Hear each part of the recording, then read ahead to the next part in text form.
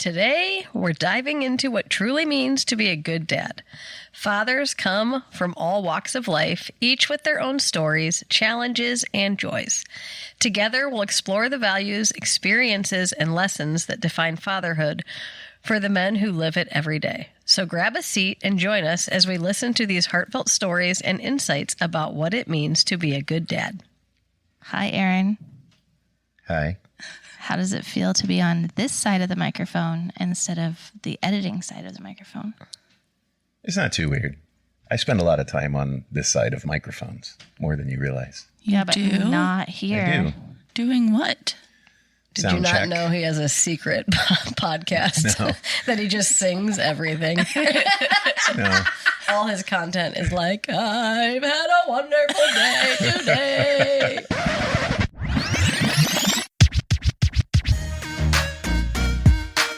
You're listening to the Calm, The Storm. The whimsy. podcast.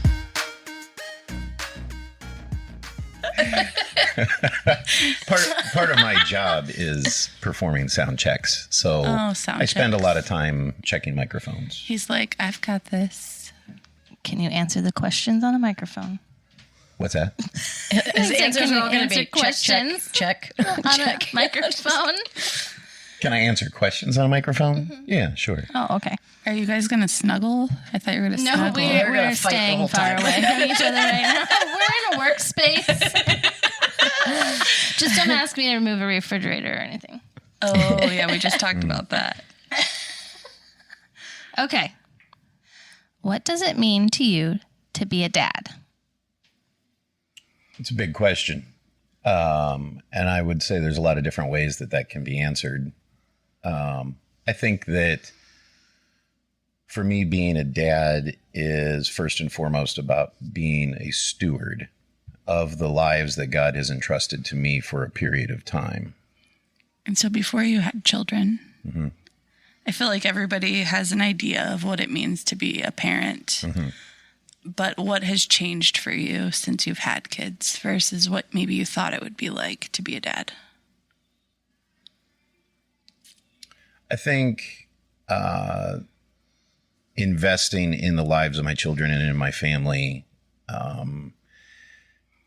that has changed for me. So prior to having kids, I would say that my idea of family life was perhaps less intense, might be a way for me to describe it, than how I view it now. So now my perspective on being a dad and on family life is that is my first responsibility in life.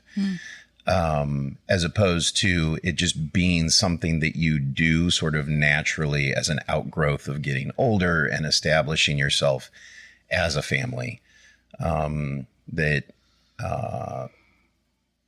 God calls us to serve and to minister. And I see my first ministry priority now as being to my children. Because I have a period of time, a season of life in which that can be that first priority. And that changes over time. I mean, the priorities of how we engage with our community and with our neighbors and with our family, it changes over time.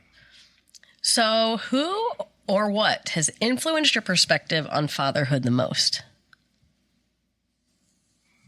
I mean, for sure, my dad has had a huge influence on my perspective of fatherhood. I would also say my mom's dad, so my grandpa. My grandpa was a little bit, for me, he has a little bit of a legendary status in my mind. And the thing that is, significant about legends is that it doesn't all have to be true for it to still be meaningful. So I think that most of how I think of my grandpa is true. But he was a man that, at least from my perspective, and during the season of life in which I knew him, which he was obviously much older, he he exuded the fruit of the Spirit in a way that heavily influenced how I view my interactions with people in general, but certainly with my children. I mean, he had 3 children, and all 3 of them pretty much always had nothing but good things to say about him because he prioritized love and sacrifice for them ahead of other things. And my own father, I've watched him over the years work through developing from someone who didn't have a great father of his own and so carrying the burdens of that and the scars of that into someone that is a lot healthier now. And so that is a point of encouragement to me, that there really is never a season in life in which we stop growing and developing as a person. So was that an Aaron quote, or did you get that quote from somewhere else? I like that. Which quote? It doesn't have to be true for it to be or all true for it to be meaningful. I mean, I'm sure somebody Put other like than copyright on that or something. So listen, have you read chapter 8, 9 of Metanoia, Memories? No. You have? Yeah. Good girl. So in that chapter, it talks about memories and your subconscious. What they are don't have to be true to anyone else, but it's your memory. All right. Which so is he can't interesting. copyright it. No, I mean, I think he can copyright that quote. Well, it was a good quote. Yeah, it was a good quote. Doesn't all I'm sure have to other be people true. have said it. For me, I think that's something that I've come up with as I've evaluated in my mind who my grandpa was. Yeah. And just the fact that I know him and think of him through a certain lens that really elevates him to like this high status of just this perfectly excellent man. And I'm sure that he would not have lived up to that idea that I have of him in every way and in every situation. Yeah. But that doesn't mean that I can't take inspiration from the way that I think of him. Yeah. Well, I liked it. And that your truth isn't your truth for that. So, Yeah. what has been the most challenging part of being a dad? And with that, can you share a moment when you felt you really nailed it as a dad? Well, it'd probably be a lot easier to think of ways or times when I didn't nail it. I think the most challenging part, and this probably sounds like a little bit of a cop-out answer, but is patience. I think being patient just as a parent is probably one of the most challenging components of it. As you're looking to make these little people into healthy, mature, functional adults, it can be really easy to be impatient with that process. And, I see that that's something I still deal with regularly because like right now we have teenage boys and one that's very teenage and one that is developing into teenage years. Very teenage. Very teenage. Copyright. And right now his, I see him going through the season of life where as a young man, you begin to kind of push back and challenge things a little bit more, where you start having your own ideas of what you want and how you want to live and all of those things. And when you're that young, you don't have a lot of perspective or life experience through which to evaluate whether your ideas are good ones or not, but they sound great and they seem great in your own mind. And so being patient with him as he works through that and being a voice of truth and direction without being overbearing. And so right now, what I'm trying to work through is just being very extremely open and honest with him. So instead of telling him, hey, here's what you need to be doing, or here's how you need to be thinking, or this is something that you aren't doing well or aren't doing right, for it to be like, here's why I'm telling you this, and to actually give him the full background of it, which, might go in one ear and out the other. Huh? Absolutely. I feel like that's what's happening these days. But yeah, that season of being a patient parent never, I think, goes away. I'm sure I'm sure my parents even now still have to be patient with me. Patience is a hard one because I don't feel like that's something that comes very naturally. And you're not supposed to pray for it. No. That will not be my word next year. I'll tell Do you that not much. pray for patience, right? Yeah. So I don't know. To the second part of that question of a time. Yeah, when have you nailed it? Wait, can I say one thing real quick Sure. to what you just said? I feel like, at least for me growing up, it was a common thing, though, for parents to just say, because I said so, because I said so, because I said so. So now I feel like sometimes that just comes out of me, like, because. So I have tried to make sure that I also, like, explain that's just a good point, because it's easy for us to... Oh yeah, I'm the dad. This is what you're supposed to do, and because I said so. But We were never allowed to question our dad. What he said, no. There was no negotiation. There was no, let's talk this out. It was his word or no word. Yeah. You just shut it. so and I listen. feel like even if it seems like it might be going in one ear and out the other, it's probably not. Like there's probably a lot more like inside of him being processed because you didn't just say so. Well, I think the challenge with that too is that anything that we have learned so well that it's somewhat instinctive, it's easy to quickly forget that it's not instinctive to others. Yeah. And so that explanation seems unnecessary. you should just know. Yeah. Like this should be Why obvious. don't you know This that? is the way it should be. And I guess I would say the negotiation thing that might actually be one of the times that I feel like I succeeded.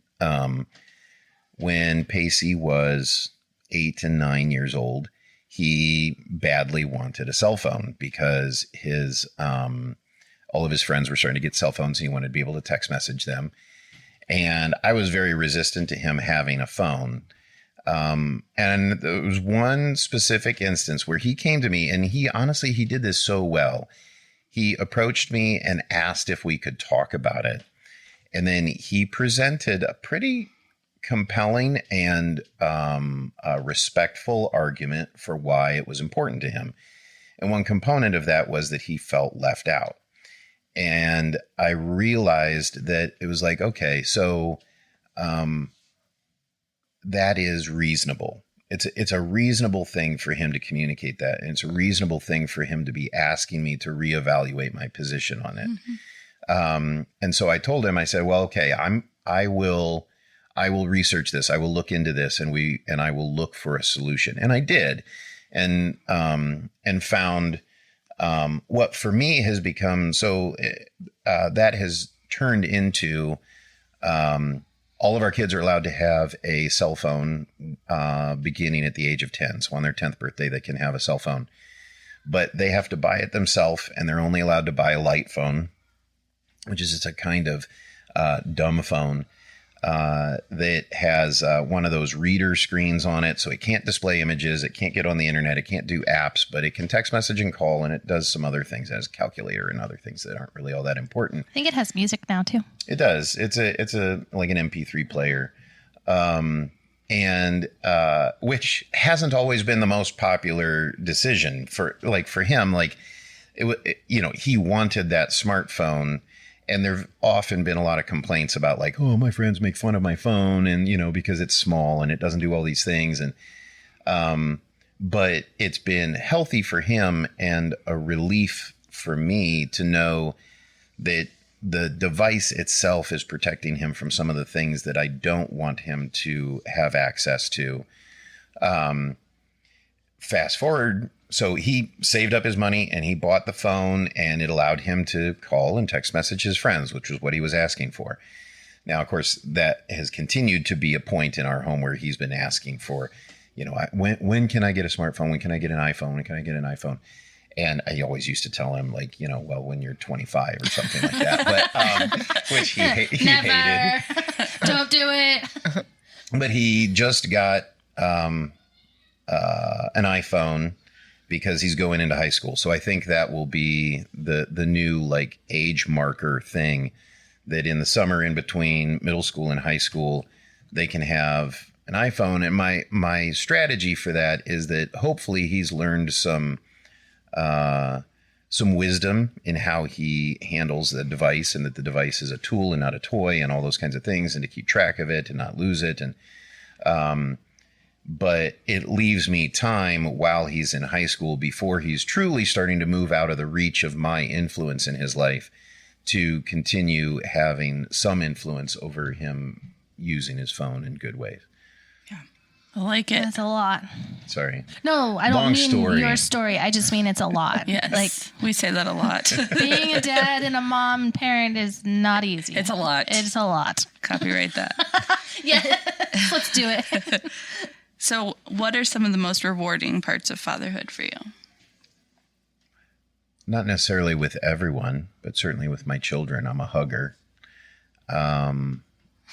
And I love that one of the first things that, almost always the first thing that they do in the morning when they get up, is they come straight for a hug. I love that. And I don't look forward to the time in life when they're grown and out of the house and I don't get those morning hugs. Yeah. Hillary, you looked a little sad and there. No, those hugs are for his kids. You were emotional thinking about what he was actually saying. Yeah. I was like, oh, only with your kids. You're a hugger. Are you wanting to hug We him? should all be able to hug each other in group. I hug everybody. What does that But especially with just my You need to kids. take a moment and hug Aaron. Kelly's getting emotional about what he's saying, very and I'm emotional looking when at he's Hillary, saying, and I'm like, like, oh, I don't want these days to pass. It's not what he's saying. It's about the hug that she doesn't get from him. But yeah, So when your kids grow up and move out, I'm only 6 houses away. yeah, right. Oh, Hillary's here for the morning. I'll hug you in the morning. Not awkward at all. Tap, tap, tap, tap. Here I am. It's like, wow, not what I was going for, but I try okay. to have that perspective, though, of like, there are seasons of life and things change. Yeah. And so making sure to appreciate each season along the way. And there will be things about when they're grown and they have families of their own that I will cherish, and it'll be different. But right now, I love it that my 14-year-old son still wants a hug very first thing in the morning. That's awesome. So Very good. So what values do you want to pass down to your children? the first one would be to seek the good of others ahead of your own good. I think that's the key to being a good husband. I think that's the key to being a good father. I think it's the key to being a good friend. And quite frankly, if everyone did that for everyone, we would have no problems in this world. I think that it is the foundation of, when Christ tells us to love others, that really loving someone else is seeking what's good for them ahead of what's good for you, and being sacrificial in that way. So I'm constantly trying to impart to them, and this is a conversation that Pacey and I have a lot right now, about kindness and being understanding of others and their feelings in a way that will translate to him being able to determine for himself what that means to seek others' good. So the next question is, what's the most important lesson that you want your kids to learn from you? I would say, I think that I would want for them to learn from me that I love them unconditionally. I think that's one of the things that's part of the legend of my grandfather, is that he loved unconditionally. And that is, I felt that as a child, that there wasn't anything that I could do that would cause him to love me less, which quite frankly then becomes a model through which to understand the way that Christ loves us. So if you can impart unconditional love to a child, then the child has a concept of what the unconditional love of Christ looks like. Mm-hmm. So you talked earlier about your kids being your biggest priority, but it doesn't change the fact that you have a job, you have to work, you have a marriage, there's a house to take care of. So how do you balance all those different aspects of your life? I mean, just for clarification, Crystal is a higher priority than my children. Copyright. Oh, yeah. Copyright that one. You just said it. It is on the record. But I mean, and that's appropriate. And it's an important thing to model to your kids, that they are not the first thing in your life. Christ comes first and your wife comes second, and then kids. But Yes. in that, I have actively throughout most of my life attempted to find ways of balancing the demands of job, and the demands of your job are very much dictated by financial demands, with maintaining a degree of freedom in my schedule that allows for me to be present at things. And that's not easy to do. That takes, it takes sacrifice at times. So sacrificing finances, for the sake of time with family. But time is the only thing that we can't make more of. So I will choose time over finances as much as I possibly can without ending up on the street. True. We would still be happy if we were on the street, I think. So you've been a dad for 14 years. So can you tell me a memory with your children that really shaped your view of fatherhood? Because you've had lots of moments. One of the things that shaped my view of fatherhood the most was probably the very first moment. People will say, and it can sound like a cliche, that when you have kids, when you become a father, it changes you, and it does. Crystal had to have a C-section when Pacey was born. It was a long process of getting to that point, but I got to go. I obviously got to go into the OR, the delivery room, but it was an operating room, and because they were operating on her, I went over to where they weigh the baby and they clean the baby up and all those sorts of things right after Pacey was born, and so then the nurse hands Pacey to me. And in that very first moment when she does that, my thought was like, so you want me to walk with this like brand spanking new baby across the OR floor and go back and sit down in a chair that they had right by Crystal's head?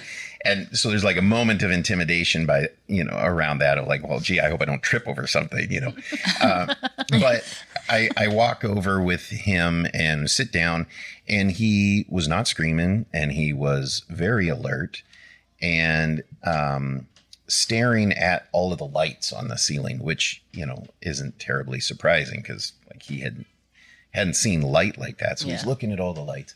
And they say that babies can't really focus on things, that their eyesight isn't developed. I beg to differ. I like to think that that's not true. Because I feel like you can tell when an eye is focused on you, or when it's just sort of looking past you, like there's a blank stare versus being focused. And Pacey looked at me and was like studying me. And I think it was in that moment where I realized that it's like my priorities have completely changed. I need tissue. You're making me emotional. Sorry. So good. We have these close by because this happens to us sometimes. Would you like one? No, I'm good. Okay. And then the second moment was a week or two later. And you'll remember some of the details of this better than I, but we took him to the doctor. This was after we were out of the hospital and everything. Mm-hmm. And he had some blood work or something done, and they thought there was something wrong with him. Yep.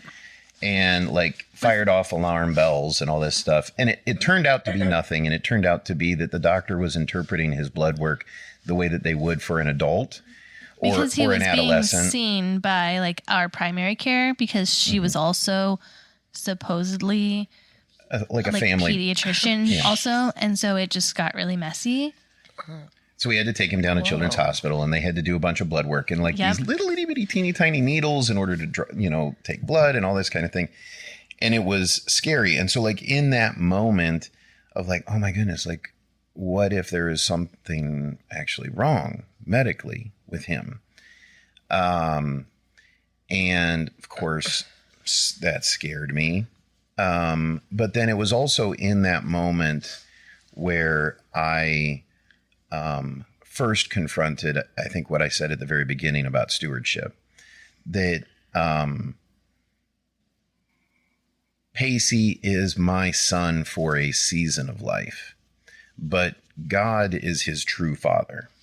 And I don't have control over things like illness and disease and injury and accident and all of those. Like, I can't control those things. All I can do is be the best steward of the life that God has entrusted me with for this season of life, and to try to do the best that I can to model to him what God's love for him looks like. Do I need to ask the rest of the questions? Now that everybody's crying. I know. Yeah. So like that for me became, I filter my role in my relationship with my children through that lens of I don't have control. And so if something goes awry, or someone gets sick or whatever, that I have to maintain a posture of trust that, God as their true father is in control of those things. I kind of feel weird asking this next question. No, but it might be a good transition. It's a good transition. What's a funny or heartwarming story from your experience as a dad? And my goodness, do we have a lot of them? Pacey, I think you've mentioned this before on the podcast, but Pacey introduced himself for a long time as being Pacey Fast Fuel. Yes. And he was obsessed with going fast and running fast and motorcycles and all the things. And he had this little bouncy horse thing in our house for a long time. And he would pretend that it was a motorcycle and he was doing tricks on it, standing on the seat and this and that and the other thing. And he was just a funny kid and just loved life, loved playing with his action figures and creating all sorts of stories in his mind with his action figures. And it was fun to watch. Strider is just, there's never a dull moment. He is such a funny kid and so determined. One of my favorite memories with him is actually right before the very first summer that we were at camp. And, we had all of our kids because we were living there, and Letty was only 6 months old. And so she was teeny tiny, and everybody loved holding her. And there was one young man in particular, I'm going to forget his name. You would probably remember, but he was like a magician at getting her to fall asleep. She was always just... Zach Ray? Yeah, it was just so comfortable with him. Yeah. And he loved holding her, and she would always fall asleep. Because it was like not somebody that you would think that would want to hold a baby. And we're like, oh my gosh, she just wants to fall asleep in your arms. Yeah. But Strider, Tom was teaching the whole staff, and everyone's sitting on the floor in the lodge, and he's teaching, and Strider dragged a stool, like a tall stool, right up into the very middle of the room and climbed up on top of it and just sat there like about 10 feet away from Tom, happy as can be, listening to everything that Tom was saying, but he's like elevated above everyone. And I have a picture of that. It was just the funniest thing. And he was just so content. Memory for me with Letty that has just been such a defining feature of who she is as a person was when she was very first born. She was just home, and she would sleep in the little bassinet beside us, and we would go to bed, and she would watch us. She would just lay there watching us get ready for bed, and then it was like she knew that we were about to turn the lights out, and she would just turn her head to the side and. She's out. She'd go to sleep. Yep, that was it. I never rocked her. Kelly doesn't know what that's like. It was the craziest thing. Happens. No, I get it. Shredder was not that way.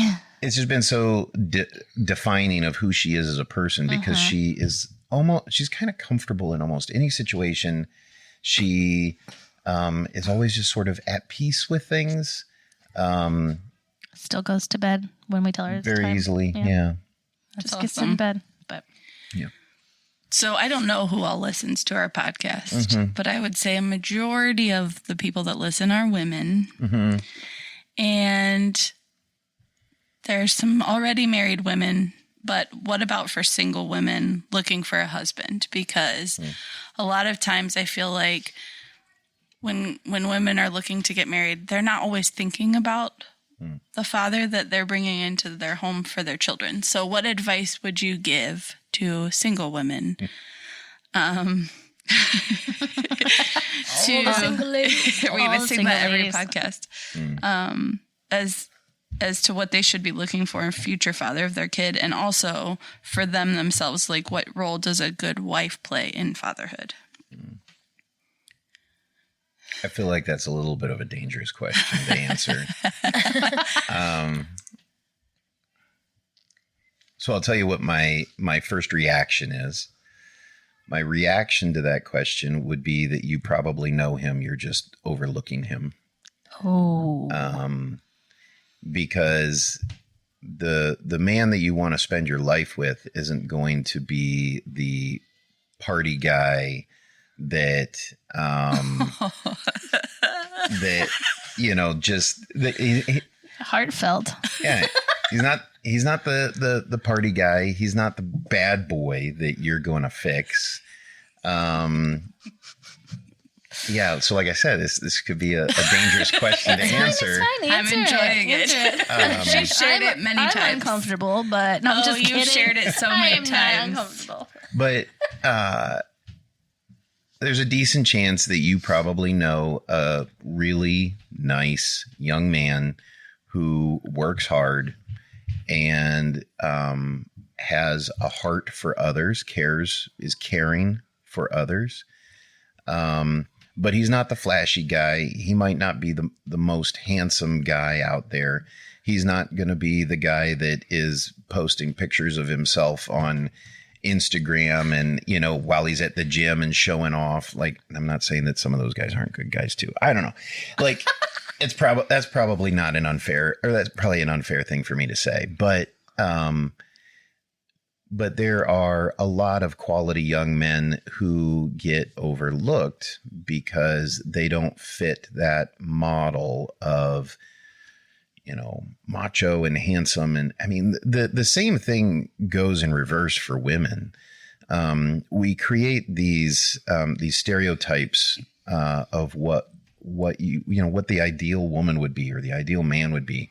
And it's built on magazines and Hollywood and fake social media material.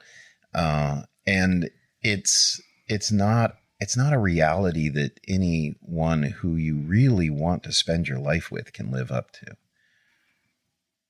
I'll leave it at that. Okay. Was there a second part to that question? There is. So once that single lady stops overlooking that good guy, what role does that woman play in fatherhood? I think women often underestimate the power that they have to give men. How do I describe this? It's kind of, this is a bad metaphor, but you know how the slogan for Red Bull is "Red Bull gives you wings," and being with a good woman gives you wings. being with a woman who encourages you, who challenges you, but encourages you, because I think most men struggle with self-confidence a lot. And especially in fatherhood, it's not like you have an opportunity to practice this. Right. You know, you you get thrown into it and you make it up as you go. And that's true of so many things in life, not just fatherhood. And I think men tend to struggle with being fearful of taking those steps, or it being just super intimidating because, like, what if you fail? You know, what if you drop the ball? What if you completely bomb it? What if you fail? And like, what does everyone around you think of you then? And that can be super intimidating, but then you have a good woman in your life who says, no, I'm proud of you. You're doing a good job. It's amazing what you can accomplish through encouraging someone else. You know, so often we tend to gravitate toward being instructional. If someone if like we feel like someone could be doing more or stepping up to the plate more, we try to instruct them rather than focusing on the ways in which they are doing a great job and they're succeeding, and making a point of highlighting those things, because then that becomes something that's what gives you wings. If everyone around you is always just so focused on the ways that you're bombing it or you're dropping the ball, then that's how you see yourself. Mm-hmm. And the world is full of people that'll tell you you're screwing it up. Yeah. So if you can come home and there be someone there that's like, I think you're awesome. I think you're awesome. If you could give one piece of advice to new or expecting fathers, what would it be? Take time in the beginning. One of the greatest unintentional blessings of when Pacey was first born was that, Crystal went on maternity leave, and I was working for her dad, installing furnaces at the time. And work just got a little bit slow for us right then. And I was able to spend a lot of time with her and with Pacey those first few weeks. And it was awesome. Just kind of starting out this little family that we were building. And so I think my encouragement would be, make sure to not miss the greatness of those first few weeks in just the busyness of life. Like, if there's ever a time where you're going to make a point of making time to be present, don't miss that one. Especially because new moms are like, ah! Yeah, it was the best time ever. And it reminds me of COVID because, like, we didn't have to go anywhere. We didn't have to do anything. And it was just like, at the time, the three of us. But COVID, there was 5 of us. But yeah, it just was really special. Mm-hmm. Looking back, is there anything that you wish you had known about being a dad when your children were younger? I think I'm going to say no. I don't feel like there was something fundamentally missing in my understanding of fatherhood. I feel like the things that I have learned that have changed my perspective on fatherhood over the years are a natural process. Mm-hmm. So I don't think there would be a standout thing that I'm like, man, I really wish that I had known that. It would have totally changed everything. Mm-hmm. It's a natural thing that you are going to make mistakes and you're going to learn and grow along the way. And that's okay. Yeah. Yep. You've already talked about different seasons of life, and now you're going into the high school years. But how do you see your role as a dad evolve as your children grow older?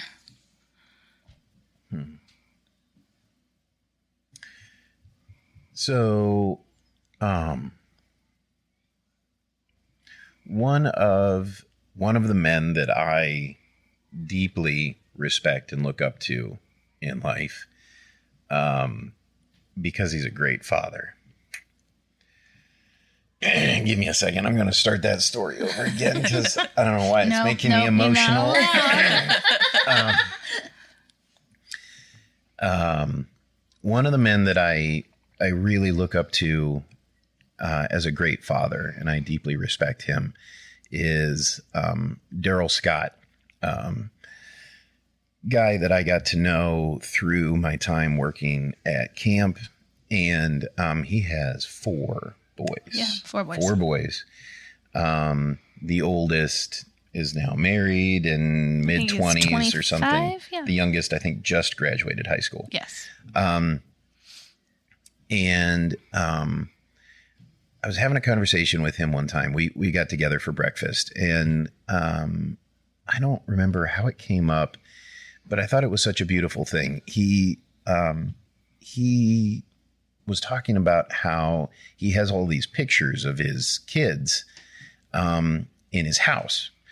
And all of the pictures, well, I'm sure it's not all the pictures, but a lot of the pictures in his house are from the back of them. It's of their backs. And people have asked him, well, why are the pictures always of their backs? And he says, because I am always behind them. Oh.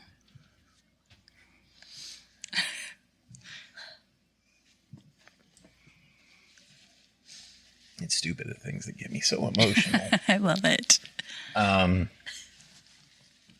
like you're trying to tell a good story and you can't pull it together to tell a good story. Well, just think you get to edit this. So What's that? I said you get to edit this, so you get to decide what's in there. Yeah, I'm already thinking about where I'm going to piece this together at.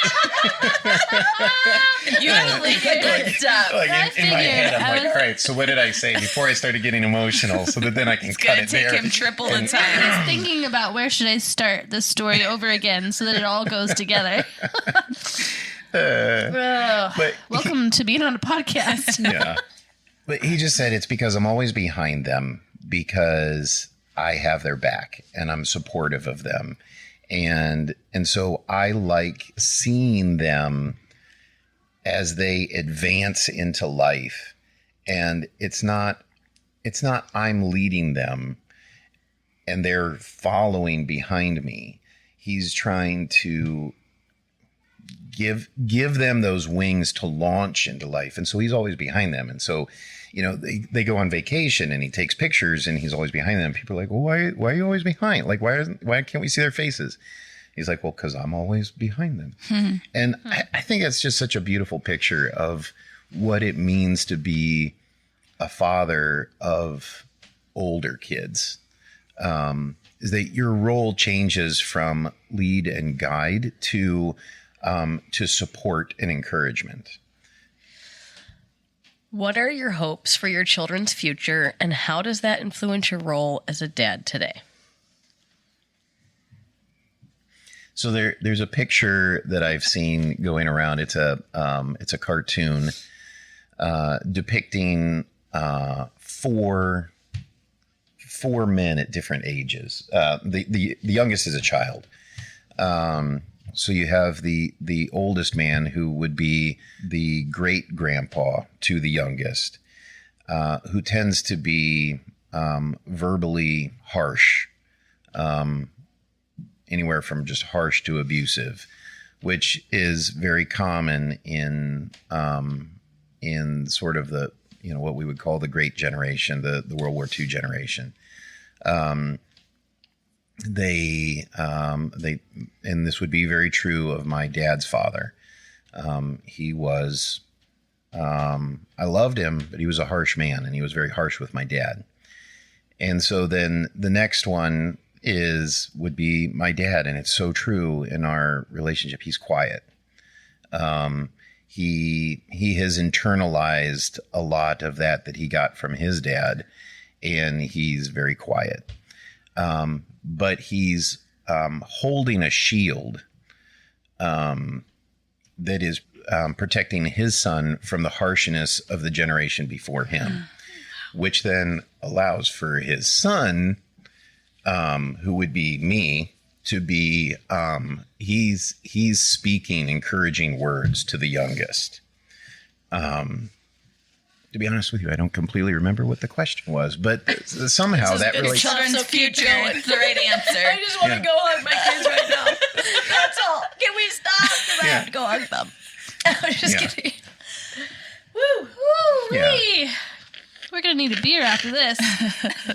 So your children's future is just it's to keep improving from generations past. Yeah, there we go. That's where this was going. Yes.